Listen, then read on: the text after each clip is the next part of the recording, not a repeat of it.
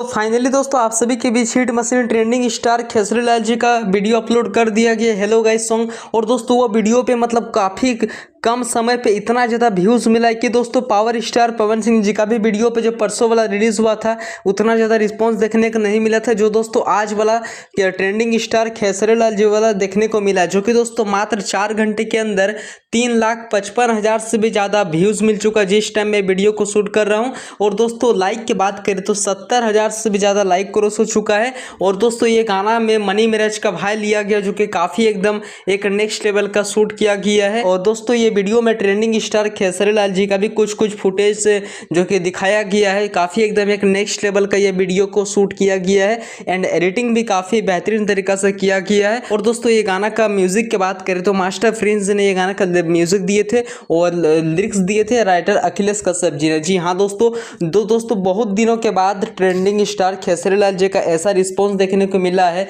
कि दोस्तों मात्र 4 घंटे के अंदर 4 लाख से भी ज़्यादा व्यूज़ मिल चुका, जो कि बहुत ही बड़ी बात है। अगर आप लोग अभी तक ये वीडियो सॉन्ग को नहीं देखे, नहीं वॉचिंग किए तो प्लीज़ जाइए भरपूर सपोर्ट कीजिए। आप लोग खेसरी लाल, आप लोग सर्च कीजिए खेसरी लाल न्यू सॉन्ग, आप लोग को ब्राउज फीचर में आ जाएगा। Thank you.